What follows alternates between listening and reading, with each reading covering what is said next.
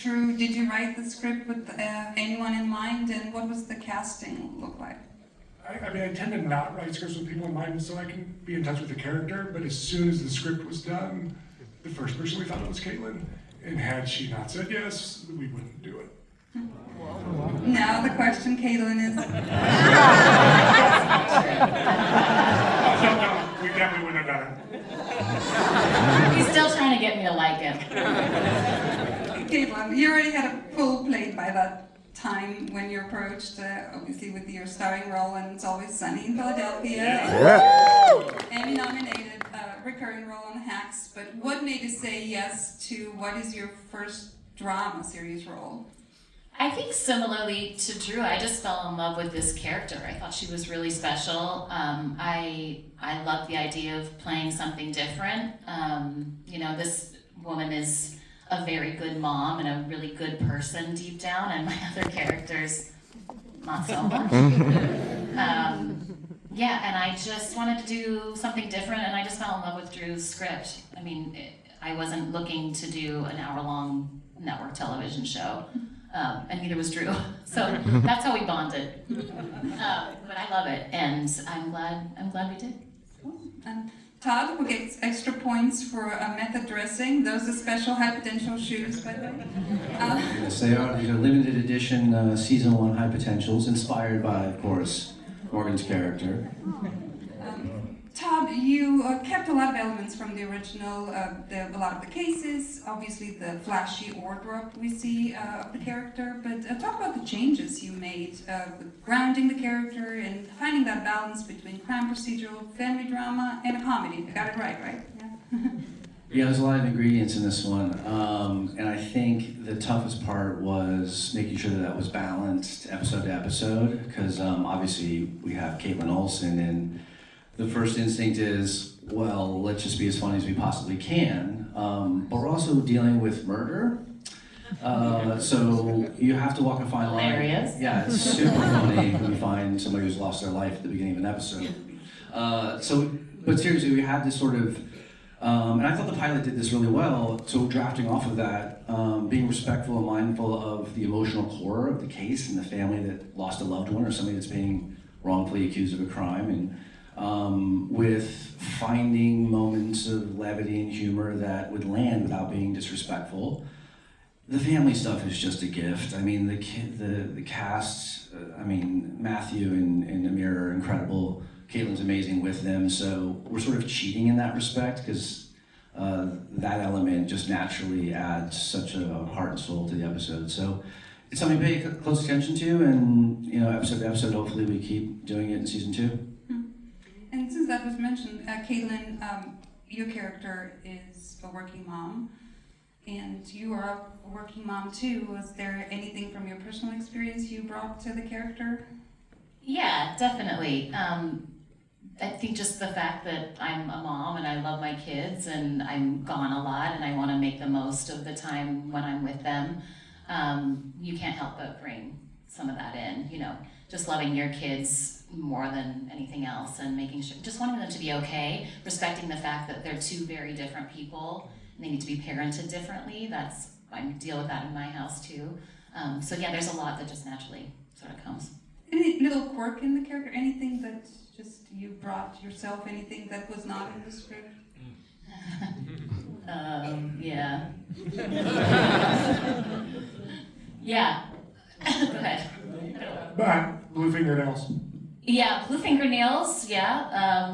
Well, the eyeliner being different, the nails being different every week. But that's like, material stuff. You mean like acting wise? Is that I bring? Anything.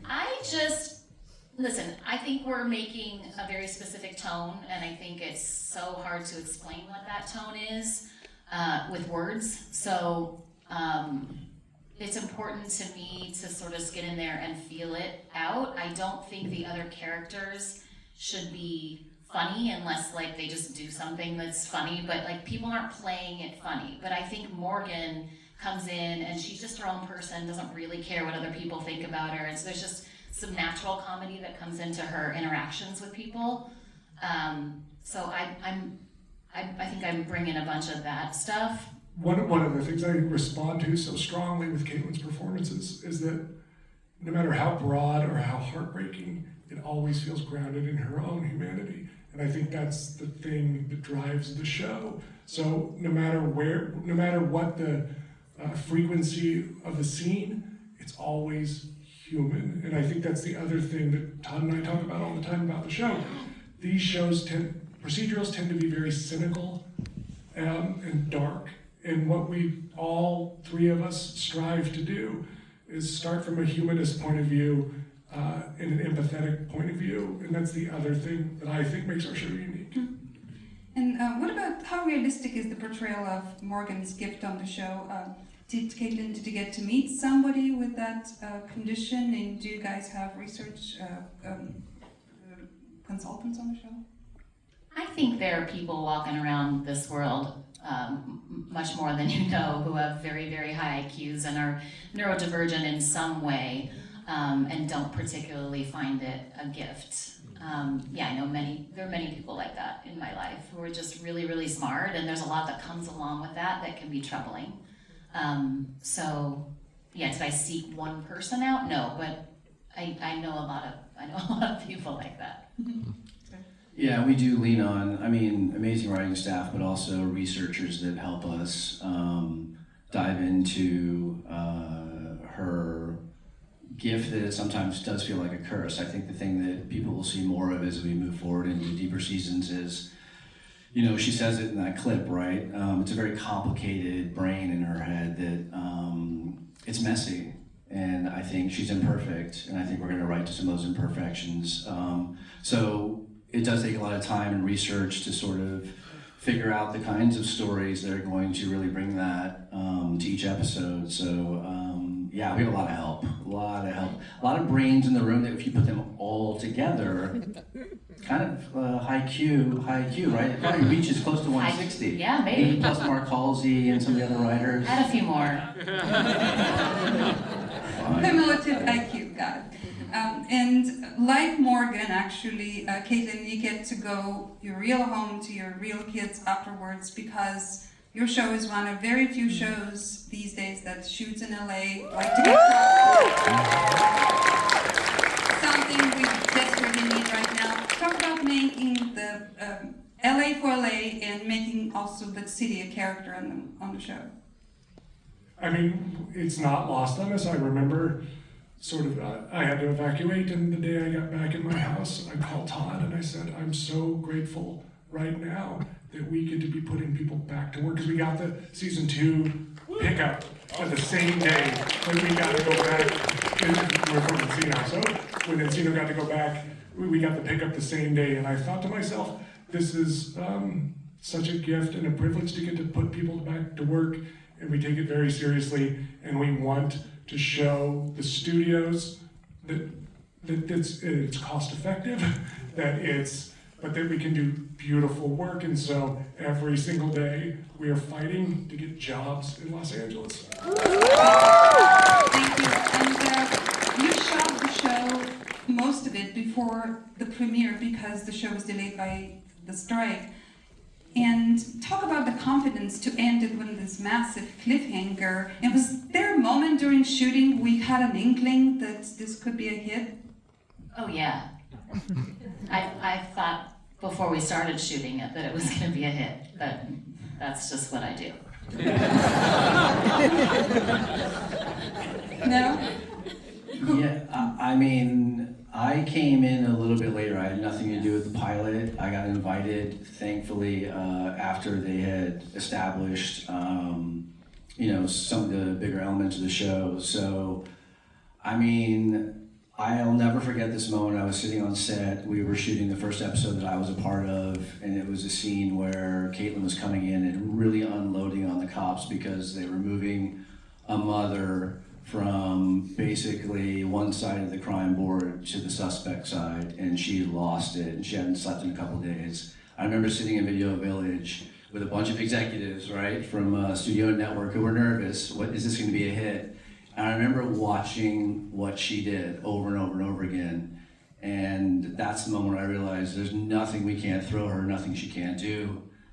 And I was like, we have something here for sure. And that's the first moment where I went, yeah, I think we're gonna be doing this for a while.